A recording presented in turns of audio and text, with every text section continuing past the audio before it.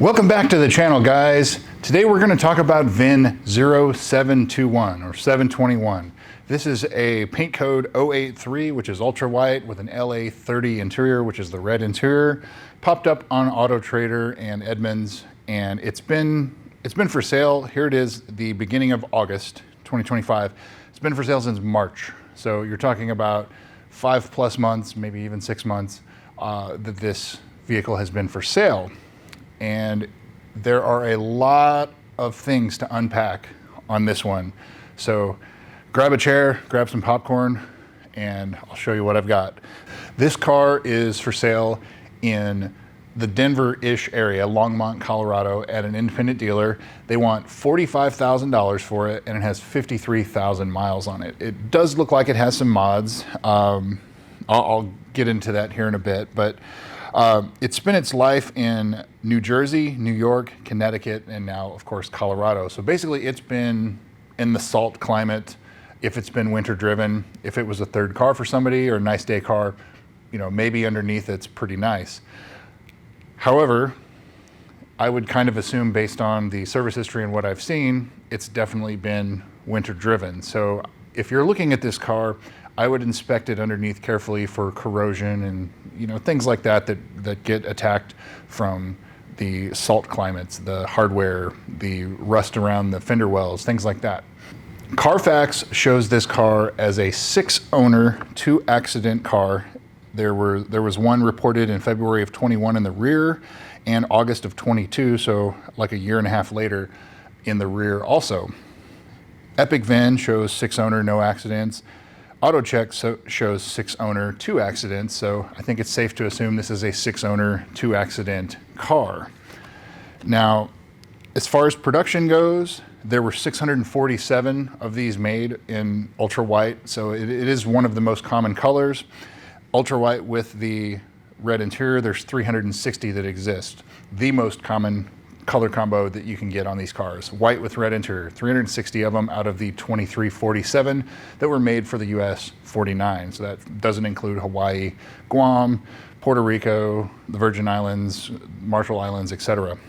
Previous sales of this car, the first owner was Lexus Corporate, and it doesn't look like it was a Lexus driving school car, but it looks like it was a press car.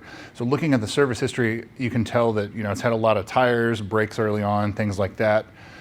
They actually ordered more tires for an extra set of wheels. That kind of leads me to believe that this was probably a press car, but it probably was driven by many people pretty hard early on. The Lexus driving school cars are pretty apparent because they're usually registered through Lexus in Torrance, California or Plano, Texas.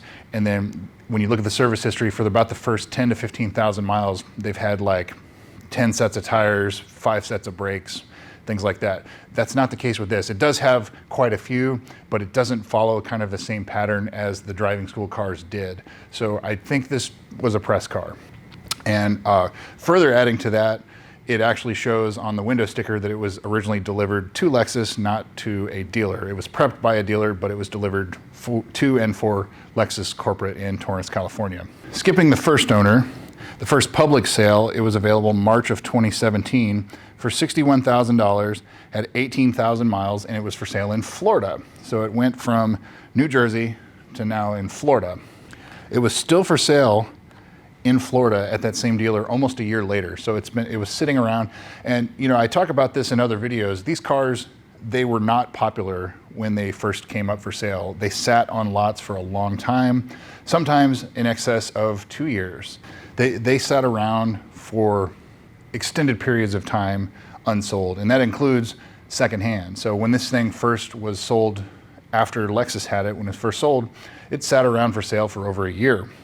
So listed February 2020, doesn't have a price listed, but 34,000 miles in New Jersey with some mods now. The mods are like, at one point it had white wheels, it had green or yellow calipers. You can tell it's lowered, it had the fender vent trim. Something going on around the headlights. There's like a vinyl decal or something between the daytime running light and the headlights. As I said, it looks like it's lowered. It has red interior lighting, the mirror caps, aftermarket exhaust, lots of goodies on this one. So looking at the pictures, previous sales and current, it obviously has the carbon fiber delamination issue very badly. Looks like no attempt to try to repair it or save it or anything like that. So going into this, you have to know that you're going to be on the hook for at least a few $100s, not a few $1,000s, depending on if you're going to repair it or replace it, that carbon fiber.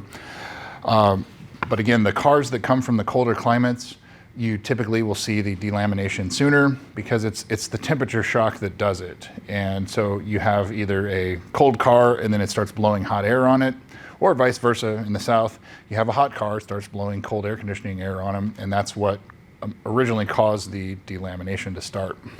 So the car now, originally it had the hand-polished gray and silver wheels, then it had white wheels, and now it has black wheels.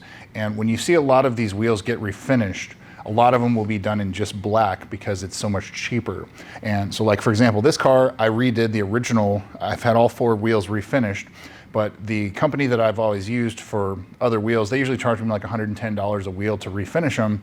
These, they charge almost $200 a piece to refinish because they actually have to go back and hand polish and tape off. It's painted and polished, and then it's cleared. So there's a lot more labor involved. And so that's why when you see a lot of these cars that come up for sale, if they just refinish the wheels real quick, they're just gonna be black or like a dark gunmetal, something like that. They get rid of the original finish of these wheels. And so that's no exception here.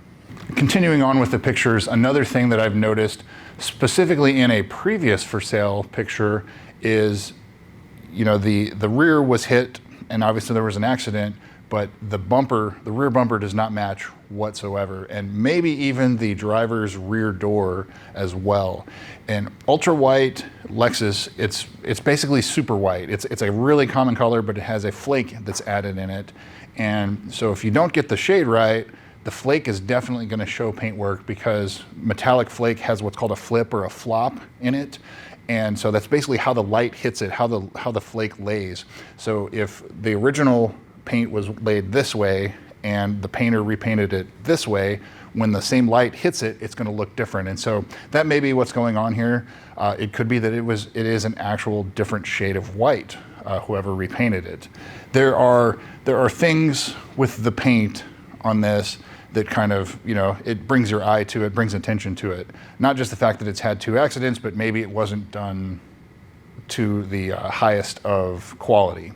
So there's another thing too that I noticed on the sale pictures is there's moisture in the headlight on a previous sale, and I would assume that that's probably not been addressed. So it's probably they took the pictures right after they washed it, the moisture came up in the headlight and you can see it. In the for sale pictures you don't see it. However, I would assume that probably that passenger front headlight is going to have some issues. Again, I've talked about this in other videos. That headlight, it's around $3,500, $3,800 plus labor to replace that. So it's an expensive piece. You have the carbon fiber, you have the headlights, you're gonna be on the hook for some money. So now let's jump into the service history on this car. So first and foremost, this car has not been to a Lexus dealer in the last 3-ish years. So 2022 is the last time that it has been inside a Lexus dealer for service. Not to say that it hasn't been serviced since then, but that's something if you were buying this, I would sort of look into and see if there's any other paperwork supporting maintenance, 60,000 mile service, etc. I'm just guessing the 60,000 mile service has probably not been done on this car. You know, that would be something to investigate. Service history. The very first entry for service in May of 2016 for this car was a pre-track alignment. That should tell you all you need to know about the beginning of the life for this car.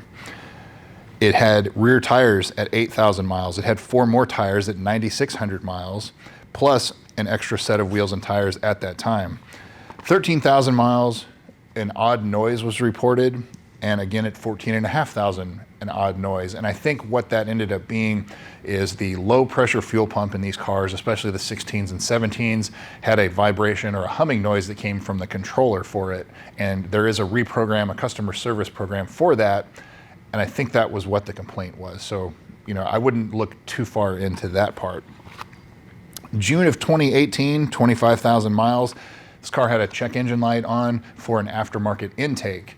And so the intakes on these, there's a lot of sensors and there's a little flap that opens and closes. And if you mess with that, the computer doesn't like it and it will throw a check engine light. So what you'll see a lot of people do that modify these cars, you'll just put an intake elbow and maybe like a cosmetic box on the, right on the outside of the intake filter, and that's it. If you replace the whole assembly, the computer doesn't like it. And so that's probably what was going on here.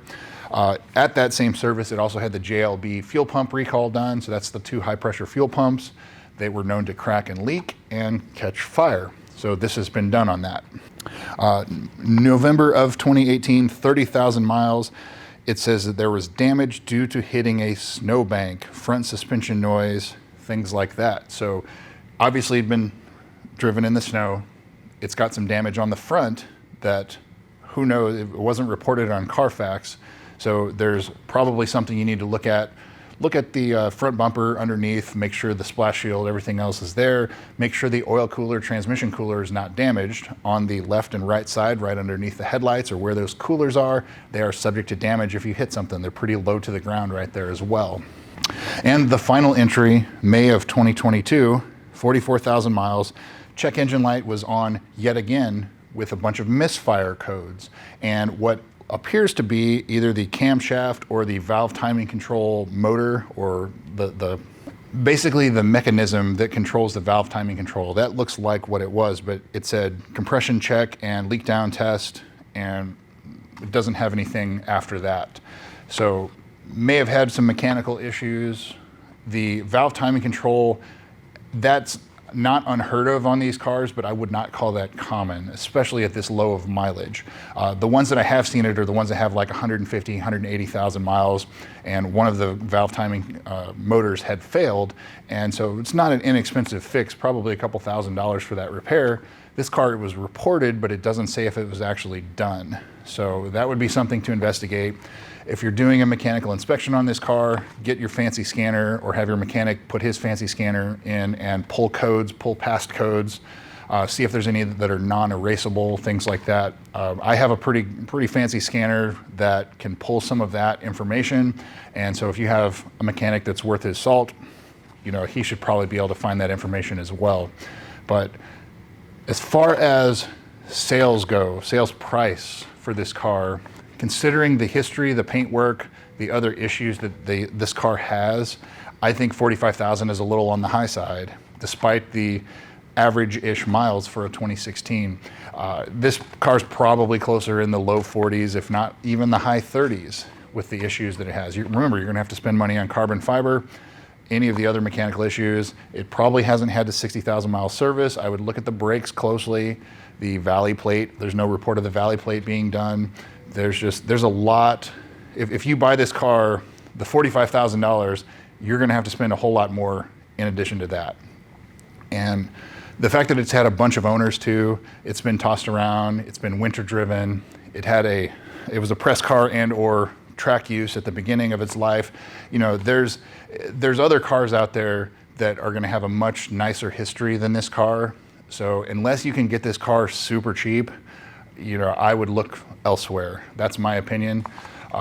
There are many others that will pop up that will have a clean history. This one is not one of those. And it is a clean title. That's about all it's got going for it. But it's winter driven, it's track driven, it's been tossed around a lot, it's got accidents, it's got poor paint work, has a condensation in the headlight, the carbon fiber, it just goes on and on and on. It hasn't been in a dealership serviced for the last 3+ years.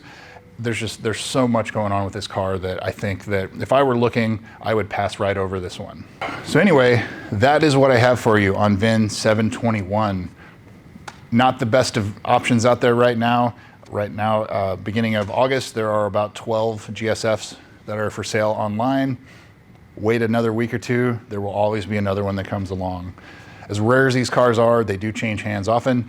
So if you're looking for one, just be patient. As you've heard me talk about in previous videos, my wife and I, we started this hunt at the end of 2019, and it took us more or less 2+ years of trying, and then we gave up for a while, came back.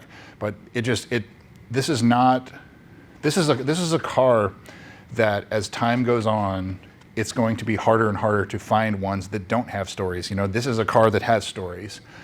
The cars that don't have stories, those are the ones that are going to fetch the premium. This car here, you know, it would be a great car to just jump in and drive and add miles to, but I don't think, because of the history of this car, this is not going to be one that's going to be super collectible or something like that 20 years from now. I could be wrong, but I think that there are still several other options out there right now, 10 years on after production had started, or 5 years after production has stopped. There's still lots of options. So that's what I've got on this one. Thanks for watching, and we'll see you soon.